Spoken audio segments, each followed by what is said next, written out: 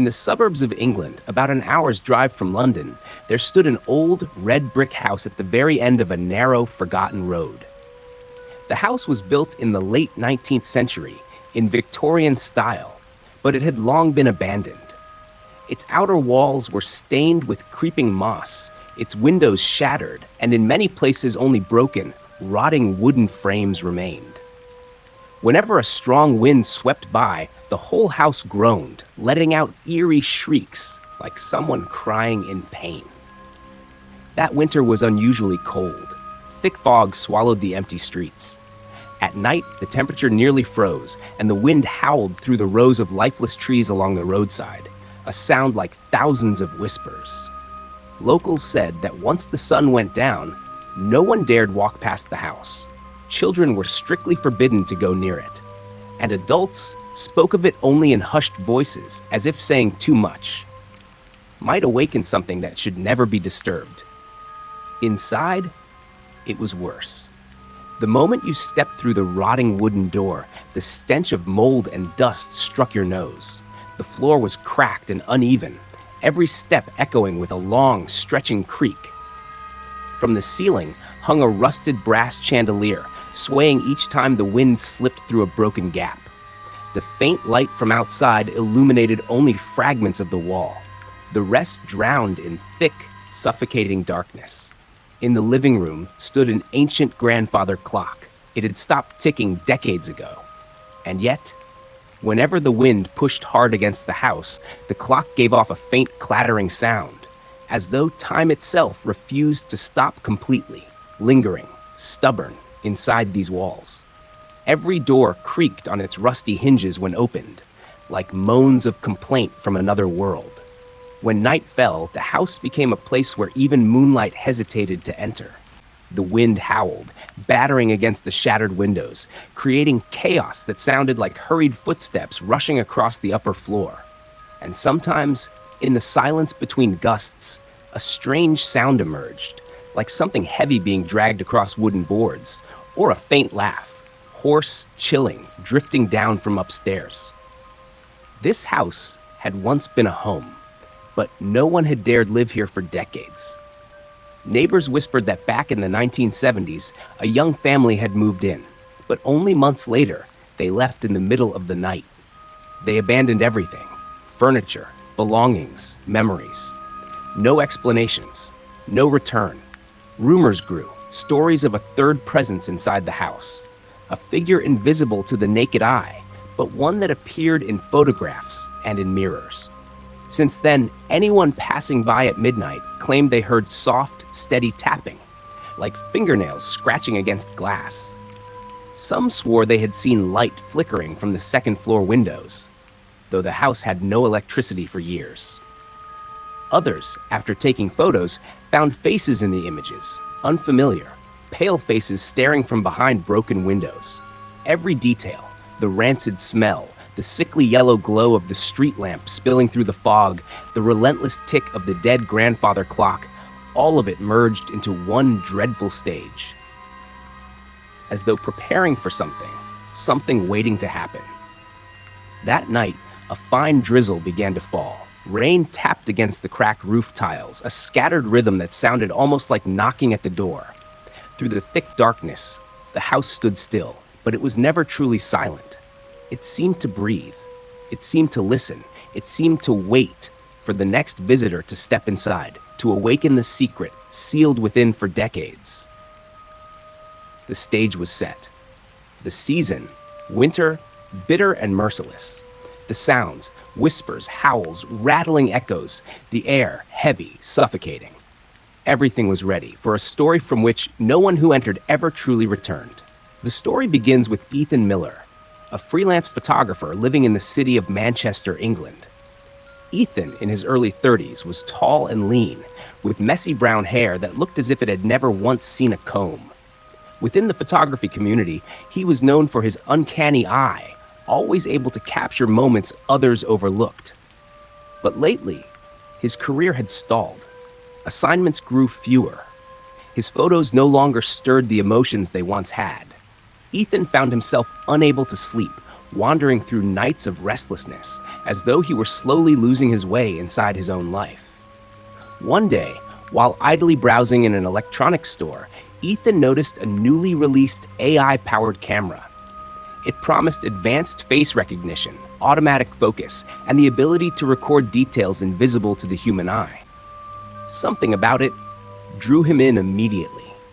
It felt like the key to reclaiming the inspiration he had lost. Without hesitation, he bought it, telling himself this would be his new beginning. His closest friend was Clara James, a freelance journalist covering technology and society. Clara, the same age as Ethan, was bold, straightforward, and endlessly curious. Where Ethan carried a quiet melancholy, Clara carried fire. She pushed him to experiment with the new camera in unusual situations, even suggesting he document places whispered to be haunted for an art project. Another figure in Ethan's life was his neighbor, Lucas Harper, a reserved software engineer in his 40s. Lucas lived quietly, spending most of his free time tinkering with devices. He was the first to warn Ethan, AI cameras sometimes see more than people should. Lucas told of strange cases where security systems captured impossible images, faces that didn't exist, movements with no one in the frame. Ethan laughed it off, dismissing him as paranoid. But deep inside, the warning left a seed of unease. And then, there was the past. The Collins family, the last known residents of the abandoned house. They never appear in the present, but their shadow stretches across everything. Mr. and Mrs. Collins had moved in during the 1970s with their young daughter, Abigail. But within months, they fled in the dead of night, leaving everything behind.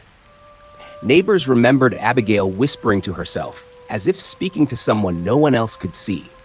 And one day, when Mr. Collins snapped a Polaroid of the family in their living room, a fourth figure appeared in the photo, a man, unknown, standing directly behind them. Soon after, the Collins family vanished. No trace, no explanation. Now, years later, Ethan chose that very house, the Collins abandoned home, as the testing ground for his AI camera. Clara encouraged him, saying it was the perfect mix of modern technology and old superstition. Lucas, reluctant at first, eventually agreed to join. At least, he said, if the camera malfunctioned, someone had to check the software. So the three of them set out, each carrying a different fear. Ethan, an artist drowning in failure, desperate to find inspiration. Clara, a journalist obsessed with truth, no matter how dangerous. Lucas, a cautious engineer, wary that human technology might become a doorway to something beyond human. At first, it was nothing more than an experiment. They brought flashlights, spare batteries, a laptop to connect the camera, and a handful of basic supplies. None of them truly believed in ghosts. At least, not yet. But deep down, each one carried a secret dread. For Ethan, it was the fear of being forgotten. For Clara, it was the fear of missing the truth. For Lucas, it was the fear that technology might invite something in, something that didn't belong in this world. Together, they seemed to be only 3 people stepping into a rotting house. But the AI camera insisted otherwise. It saw not 3, it saw 4. For now, the mood remained light. They joked, they talked about photography and code. Clara laughed, saying if the camera truly picked up a 4th person, her article would be a sensation. Lucas frowned, repeating his warning. Ethan must keep the camera offline, disconnected, safe from interference. And Ethan only held the new device tightly in his hands, a strange mixture of excitement and dread coursing through him. 3 people, 3 voices, 3 shadows. But the camera whispered of one more, a presence, waiting in the dark, a presence that had been in the house all along. And this night, the camera would finally see it. They say the old houses on the outskirts of London carry more than just dust and history. Sometimes, the dust hides things people were never meant to touch. The house Daniel Harper moved into was one of those places, a house haunted by a string of events no one ever managed to explain, its dark past buried behind red brick walls and groaning wooden doors. Over 40 years ago, in 1979, The house belonged to the Collins family: Thomas, Margaret, and their young daughter, Abigail. They came seeking peace, a fresh start away from the city. But they soon realized the house already had a resident, a presence, one they had never invited. At first, it seemed harmless. Abigail, only 8 years old, spoke often of a friend named Michael, a kindly older man, she said. Thomas and Margaret dismissed it as childish fantasy. Until one day, Thomas snapped a Polaroid of the family. When the photo developed, his blood ran cold. There were not 3 faces in the frame. There was a 4th, a pale, hollow-eyed man lurking behind Abigail, smiling a cruel, mocking grin. From then on, the disturbances grew worse. At night, Margaret heard whispers from Abigail's room, sometimes a hoarse male voice calling her name, sometimes a child's laughter echoing in the dark. When she entered, Abigail sat alone in the shadows, smiling faintly, whispering, "Michael doesn't like being seen, Mommy." Thomas, ever the realist, tried to explain it away. Hallucinations, tricks of light, a child's imagination. But when photo after photo revealed the same face, inching closer to his daughter, his denial began to crumble. The figure was no longer in the distance. It was pressing itself against Abigail, as though ready to consume her. One stormy night in the winter of 1980, the neighbors heard screams tearing through the rain. Margaret's shrill cries, crashing glass, and Abigail's desperate wails filled the air. But when they rushed to the house, the doors were locked tight. No one answered. By morning, the police arrived to find the house empty, food still on the table, lights still burning, windows thrown wide. But the family was gone. Only one thing remained, the Polaroid camera lying on the floor. Inside was a fresh photo, still drying, and in it, not 4 faces, but 5. Thomas, Margaret, Abigail, the shadowy figure that had haunted them, and something else, a vague silhouette, vast and shapeless, looming like the house itself, swallowing them whole. The Collins disappearance became the town's darkest obsession. The police closed the case with no explanation.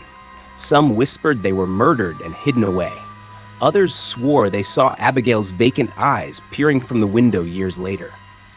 When Daniel Harper uncovered these records in the local library, he found something even worse. Before the Collins family, the land had been an 18th century inn, and within those walls, a killer named Michael Whitmore had slaughtered 3 travelers before hanging himself in what would one day become the Harper home's living room. Local lore insists his ghost never left. He did not wander graveyards. He stayed in the house, searching for a new family to corrupt. Children were always easiest. Children would believe he was just a friend. The Collins family were not the first victims. In the 1950s, another family had vanished without trace. Police notes from both eras shared the same chilling detail.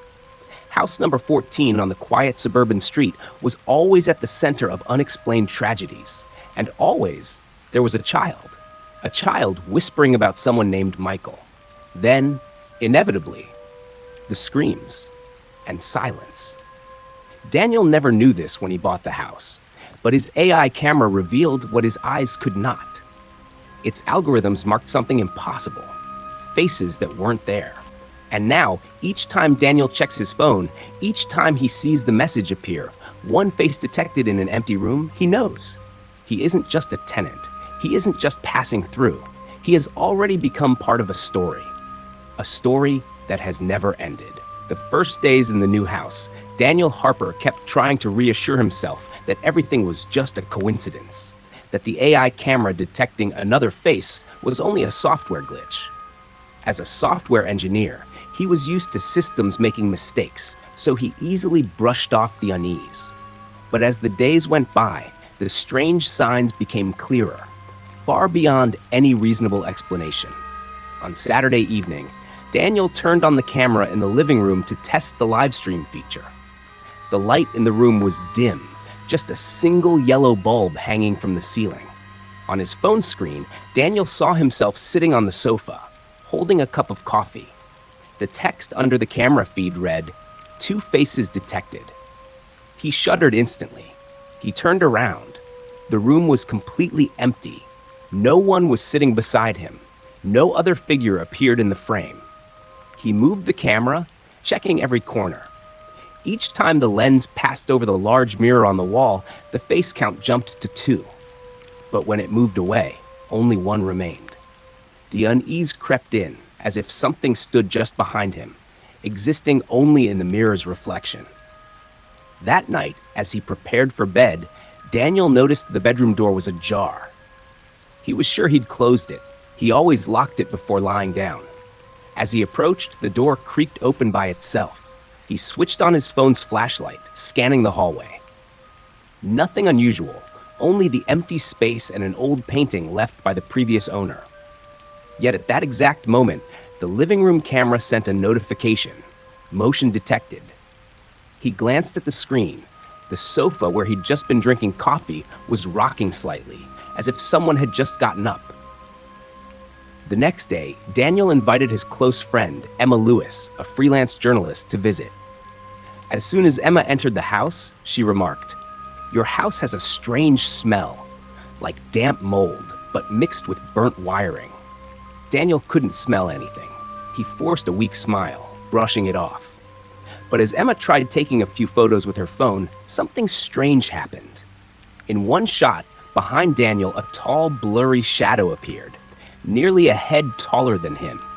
When Emma showed him the picture, it vanished from her gallery as if it had never existed. That evening, as the two sat talking in the kitchen, the chandelier flickered, the bulb flashing on and off. Emma whispered, "Daniel, is there someone else here?" He froze, silent. At that moment, his phone buzzed again. One face detected, kitchen. But there were only 2 of them. The situation peaked one stormy night. Daniel woke at 3 a.m., thirsty. He went down to the kitchen.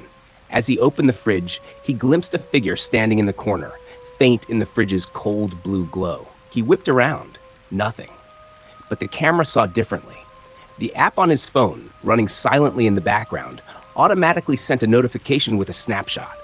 A gaunt man, hollow-eyed, standing behind him. Daniel nearly dropped his phone. He couldn't deny it anymore. These signs were no longer random, no longer technical errors. Someone, or something, was truly there. In the following days, things worsened. Objects moved on their own.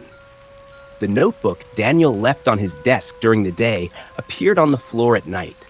His half-finished coffee mug shattered in the sink by morning. He often heard keyboard clicks from the office, but when he entered, the computer was off. The black screen only reflecting his own gaunt face. Once, watching a recording from the living room camera, Daniel discovered something horrifying. In the video, after he left the room, the sofa sat still. But a few seconds later, a blurry figure slowly sat down, as if taking his place. The shape wasn't clear, only the tilted head and bony shoulders. The AI labeled it, "Face detected, Michael Whitmore." Daniel went numb. He hadn't entered that name. The camera's AI automatically tags faces from its database, but he'd never fed it anything about Michael Whitmore. How could it recognize a name he had only just read in an old case file at the library? His anxiety turned into dread. Each time he went down the stairs, he felt someone following, cold breath brushing the back of his neck. In the bathroom mirror, sometimes he saw different eyes. Deep, dark eyes, staring back at him. Emma, after her visit, became distant. She told Daniel she often dreamed of the house, of standing outside the window and seeing him sitting with a strange man. She worried for him, but the thought of returning terrified her. The house itself grew oppressively quiet. No birds outside, no passing cars, only the wind whistling through the cracks and the ticking clock stretching every second. Daniel realized he was being watched, trapped in a loop with an entity he couldn't see. Only the camera witnessed and recorded it. He wondered, if he turned off every camera, would the presence vanish?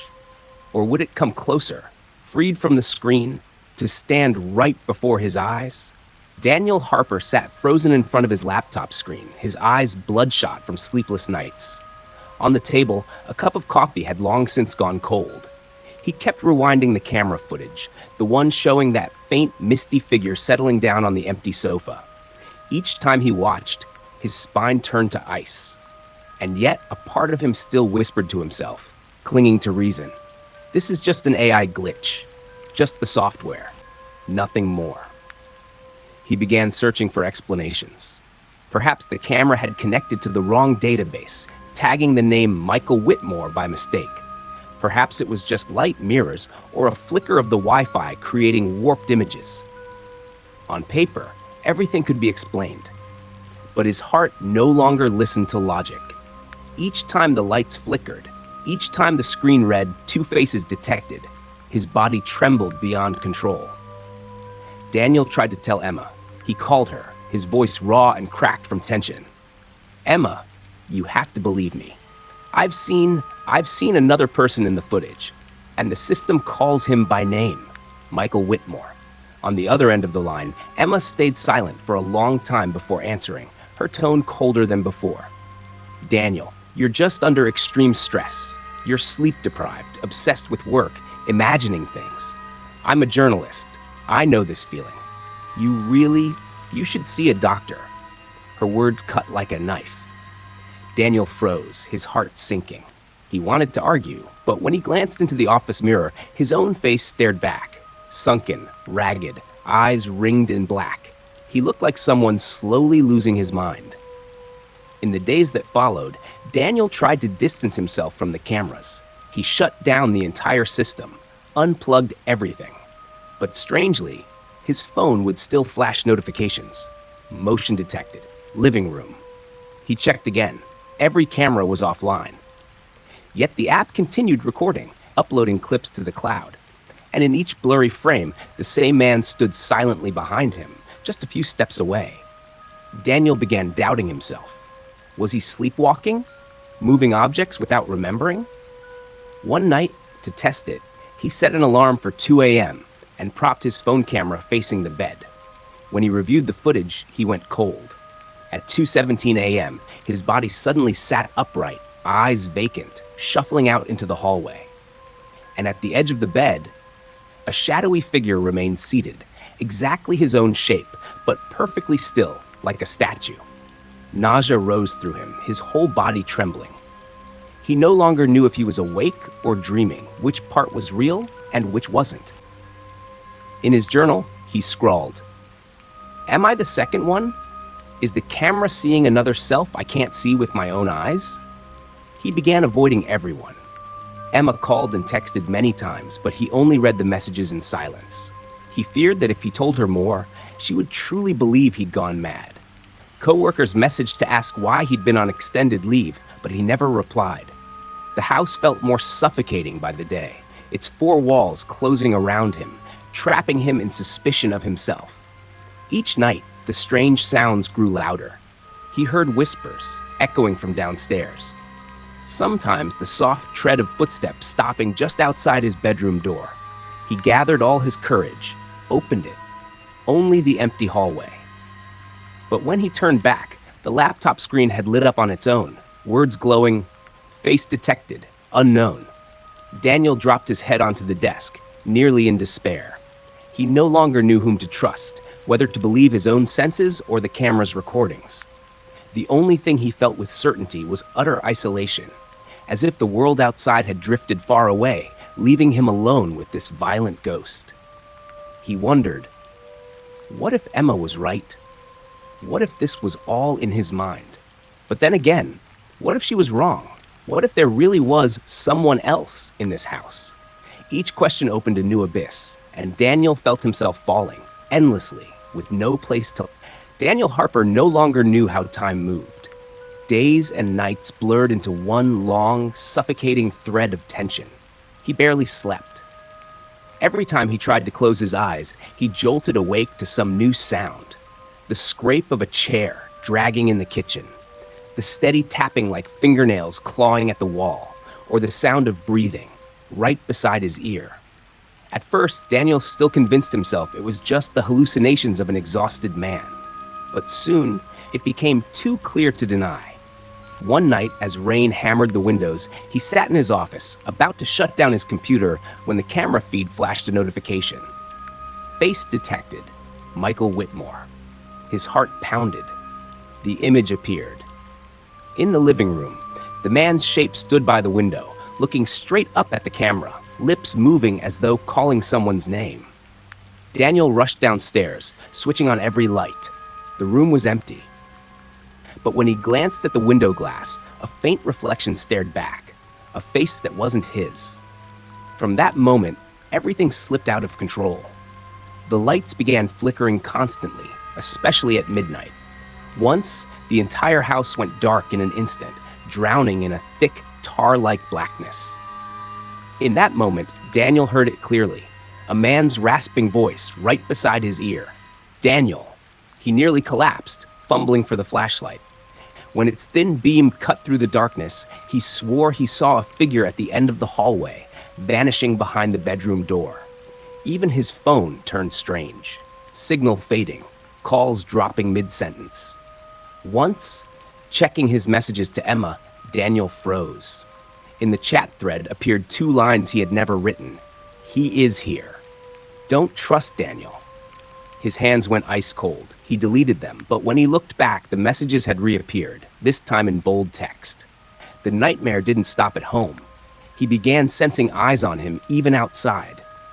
In the supermarket, a familiar shape at the end of the aisle, but when he approached, no one was there.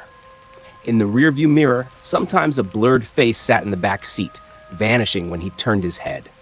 His body was breaking down, eyes sunken, hands shaking too much to hold a glass of water. He couldn't sleep at all, because every time he shut his eyes, that voice filled his skull. I'm right here. The house was no longer a refuge. It had become a trap, each gust of wind at the window enough to send him spiraling. One stormy night, Daniel set up every device he had, AI camera, laptop, phone, to record through the night. The next morning, when he pressed play, his blood froze. In every single frame, Michael Whitmore appeared, sometimes sitting on the sofa, sometimes standing at the foot of the bed. At 3:33 a.m., the camera caught it in full. Daniel's sleeping, and right behind him, the shadow bent close, its face inches away, black eyes like bottomless pits staring directly into the lens. Daniel hurled the laptop to the floor, almost screaming. There was no escape. The outside world seemed to have turned its back. Rain and storms day after day, power cutting out, the internet flickering, even the neighbors gone. In recent days, the whole street had fallen into an unnatural silence. No cars, no voices. He was trapped in a haunted island of his own house, alone with the thing. The truth could no longer be denied. Michael Whitmore was not a glitch in the software. He was here, inside this house, and he was drawing closer every single day. Daniel Harper had crossed the line between sanity and madness. In recent days, he could hardly tell what was real and what was illusion. But tonight, during the fiercest winter storm yet, everything would push him beyond the edge of endurance. The wind howled through the cracks of the door, rain striking the window like 1,000 fingers drumming in rhythm. The lights flickered, then died, leaving behind a suffocating darkness. Daniel steadied his trembling hands and switched on a small flashlight. Its weak beam swept across the living room, picking out the old, worn furniture. As he moved toward the desk, his phone lit up on its own. On the screen, open quote, face detected, Michael Whitmore, close quote. Daniel's heart slammed against his ribs. He took a deep breath and tapped the video feed. The screen showed his own bedroom, and there, Michael stood, motionless, right next to the bed. Panic hit like a hammer. Daniel dropped the phone and bolted up the stairs. But at the last step, he froze. The bedroom door, once firmly closed, now gaped open. From inside, a wave of icy air poured out, raising goose flesh across his arms. Daniel! A whisper, long and drawn out, echoed from within. Shaking, he gripped the flashlight like a weapon. The beam pierced the darkness, and Daniel went cold. On the walls hung countless photos of himself, photos he had never taken. In every image, a blurred figure loomed just behind him, its eyes twin pits of black. Suddenly, the door slammed shut behind him. The room sealed tight. His flashlight flickered, then died, plunging him into total darkness. Heart hammering, he heard heavy footsteps coming from the far corner, slow, measured, getting closer. A flash of lightning illuminated the window, and for an instant, Michael's face was clear. Skin pale as bone, eyes empty, mouth stretched into a crooked smile. He was not human. He was something else, caught between two worlds. Daniel screamed, slapping at the light switch. A weak yellow glow sputtered to life, but it only made the nightmare sharper. Michael still stood there, center of the room, his body like smoke, but his eyes cold and fixed on Daniel. "You shouldn't have seen me." The voice came from all four walls at once. Then every light in the house exploded. Darkness swallowed the room. Daniel fell to the floor, clawing for the door. Just as his hand found the knob, an unseen force wrenched him backward. His body slammed against the wall. Pain burst behind his eyes. In the blur, Michael loomed over him, their faces inches apart. His breath reeked of damp rot and burning ash, freezing Daniel's lungs. He hissed, open quote, "There's only room for one here." Close quote. All at once, every camera in the house powered on despite the blackout. Red recording lights blinked like frantic eyes. On the laptop downstairs, the live feed showed Daniel rising into the air, limbs dangling like a marionette, while Michael stood behind him, blackened hands clamped tight on his shoulders. Daniel screamed, thrashing in vain. The whole house shook. Windows cracked. The wind roared like it would tear the walls apart. A deathly chill swept through, freezing his blood solid. And in that moment of terror, one truth crystallized in his mind. There was no escape. Tonight, the truth was no longer hidden. Michael Whitmore was not just a shadow on a camera screen. He had stepped out into the real world, and now he wanted everything: the house, the life, and Daniel Harper's very soul. Daniel slammed onto the floor, his back cracking against the wooden boards with a sharp snap. Pain flared through his body, but terror dulled it into a single, throbbing pulse. He crawled upright, eyes darting wildly around the room. Every exit was gone, windows locked, the main door drowned in darkness. Only Michael remained, tall and spectral like a column of smoke, yet impossibly strong. Step by step, Michael advanced, his voice booming. Open quote, "You don't understand, Daniel. That artificial eye was never meant to protect you. It's a door, and once the door opens, I have to come through." Close quote. Daniel trembled, but for one brief heartbeat he remembered. Everything had started with the AI camera. It had seen what human eyes could not. And if it was a door, maybe it could also be a lock. He lunged up and bolted from the room, pounding down the stairs. Michael roared behind him, the sound rattling the house. His flashlight rolled away across the floor. Darkness thickened, trying to swallow every step.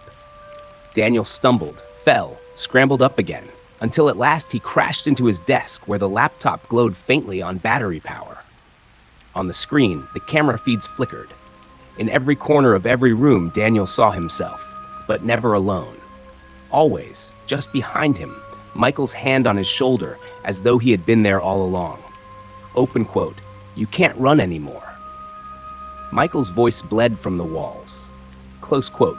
Daniel tore through papers, cords, hard drives. He found the camera controller and jammed it into the laptop. Fingers shaking, he typed the command to disable all facial recognition.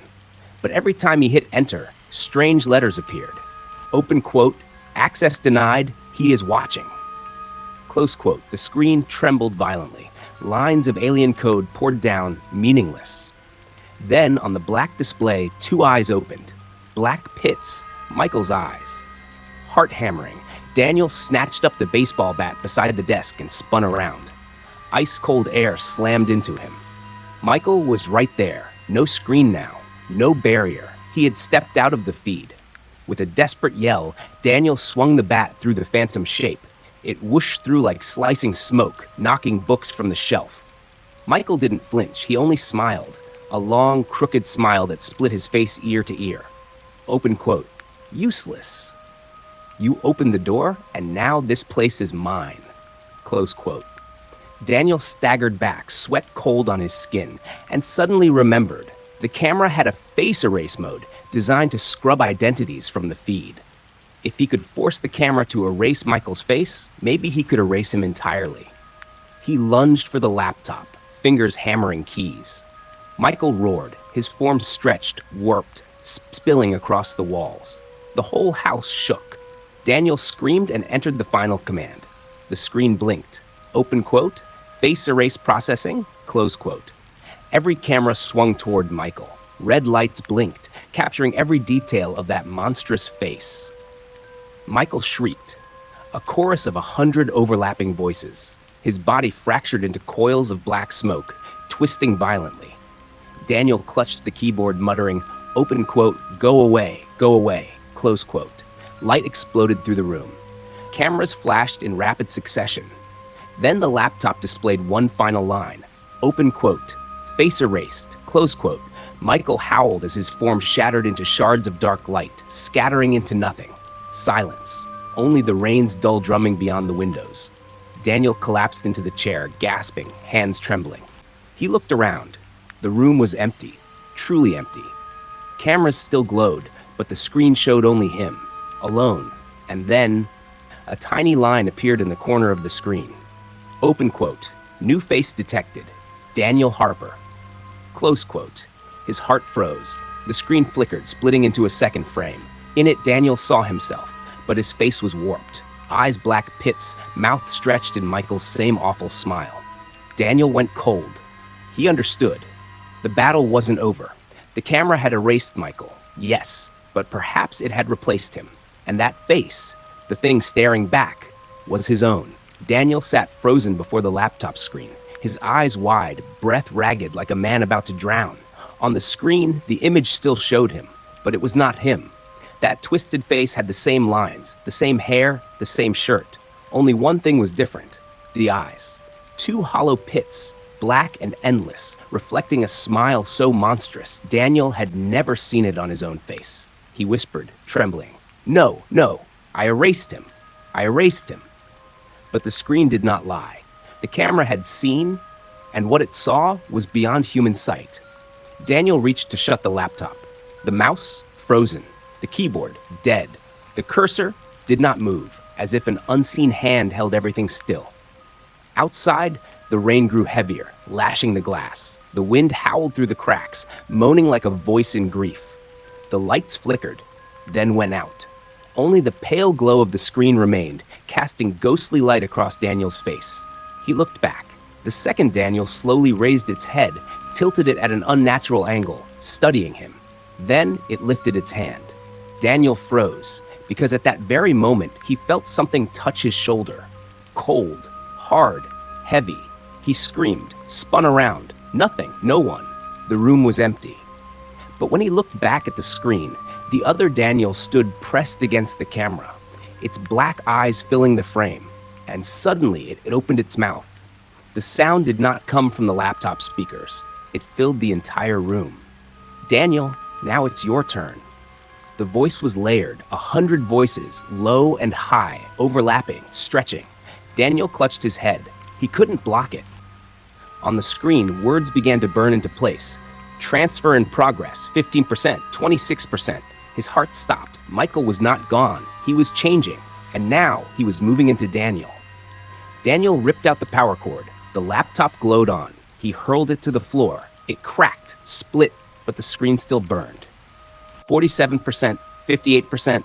Panicked, he bolted upstairs. The window locked from outside. The glass misted, and on it a figure stood behind him. Daniel pounded the glass. He screamed until his throat tore. Help me, somebody! Help! No answer. The street was dead. The storm swallowed every sound. He fled to his bedroom. On the wall, an old mirror. His reflection stared back, sweat-drenched, eyes wild. But then, the reflection twisted. Its mouth curled into a grin. While the real Daniel wept, the eyes in the mirror blackened. And then, the final words struck like a death bell. 100% complete. Daniel collapsed. The room fell into silence. Downstairs, the laptop at last went dark. A thin smoke drifted from its cracks. The next morning, Mrs. Collins knocked at Daniel's door. She had heard strange sounds all night. No answer. The door stood ajar. Nervous, she peeked inside. Silence. The house felt hollow. On the desk, a shattered laptop, its screen black. But in the corner, the camera light still glowed. Pointed at the door, the feed flickered. A man sat at the desk. Still, face turned straight into the lens. Eyes, black voids, a crooked smile. It was Daniel, but his posture rigid, unmoving, like a corpse. Mrs. Collins gasped, stumbling back. And then a voice spoke, low, cold. "Hello, would you like to come in?" She froze, her hand pressed to her chest, heart pounding, and she realized the voice, it did not come from the house. It came from the phone in her hand, where Daniel's camera feed was still streaming live. The story ends here. Daniel did not vanish. Michael never stood alone. The thing inside that house now wears a new face, and anyone who dares connect to the camera system will see it.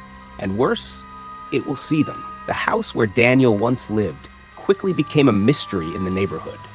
People whispered that he had vanished without a trace, leaving behind only a wrecked room, a shattered laptop, and a camera still glowing, as if someone was still connected. The police had been called, but their report was only a single line. No victim found. No signs of struggle. House secure. And yet, not a single officer stayed inside for more than 10 minutes. Some admitted, when they opened the laptop to check, they saw a blurred face, black eyes staring straight at them. But only for a moment, then gone, as if it had never been there. The house was sealed, but the rumors spread. Some said every midnight, a faint green light from the camera still shone through the window, even though the power had been cut. Some swore they heard the clatter of keys or slow, deliberate footsteps across the wooden floor, stopping right before the doorknob turned. A month later, the house was put up for sale. The new tenant was a young student named Ethan. He didn't believe in ghosts. He thought it was just a chance to rent a cheap place on the outskirts of Boston. Ethan loved technology. He brought smart lights, an AI speaker, and of course, a modern security camera with facial recognition. On the first night, Ethan plugged it in, let it scan the room. The phone screen lit up. Recognized Ethan Miller. Recognized unknown individual, 1. Ethan frowned. Probably just a glitch. But then the phone buzzed. A new notification. Do you want to add Daniel Carter to your contacts? Ethan froze. He had never entered that name. Never seen it before. It rose from nowhere, from the dark, like buried data pulled back to life. He shook his head, closed the app. A bug, nothing more. But at midnight, his phone lit on its own. The live feed opened. In the frame, a man sat on the sofa, back hunched, head tilted toward the lens. His face blurred, his eyes bottomless black. Ethan panicked, ran downstairs. The living room was empty. No one. He looked back at his screen. The man was still there. A whisper crawled from the AI speaker in the corner. "Ethan, you see me too, don't you?" The voice wasn't loud, but it seeped into every corner until Ethan's hair bristled. He yanked the plug. The speaker stayed on. It kept speaking. On the wall, the camera blinked, an unblinking eye. A cold weight slid down Ethan's spine. He turned, and in the hallway mirror, he saw it. Not just himself, another face standing behind him, blurry, but grinning. Those same black eyes. He spun around. No one. But in the mirror, it still stood. From then on, the story of the camera that sees beyond spread. People whispered that anyone who connected to it would be recorded as a new face. Some YouTubers came to make vlogs. They laughed, mocked the legend. But in the uploaded videos, something appeared. When the camera swept across the living room, a faint shadow sat beside them. They swore nothing was there. But the viewers saw it. And the comments flooded in. Does anyone else see the man in the corner? At 12:36, those eyes, not human. Don't watch at midnight. I heard someone whispering from my own speaker. The curse spread beyond the house. Some said just watching the video long enough made their phone cameras blink. Made the facial recognition switch on by itself. And there was always an extra line. unknown individual detected. But when they turned around, no one was there. On his final night in the house, Ethan packed his things. Too many sleepless nights, too many whispers, too many shadows in the mirror. As he stepped out, he glanced back. The second floor was dark, but the bedroom window stood open. A man was standing there, watching him. No camera, no reflection. This time, Ethan saw him with his own eyes. The house stands empty again, but every midnight, passers-by swear a green light flickers inside, and some hear a voice soft as a breath drifting from the window. The camera has seen you, but have you seen it? If your heart just trembled for a moment while hearing this story, leave your thoughts below. Who knows, maybe your experience was once the same. And if you want to keep walking with me into the next chilling nights, don't forget to hit subscribe. Be prepared, because the darkness has never slept. And next time, it just might call your name.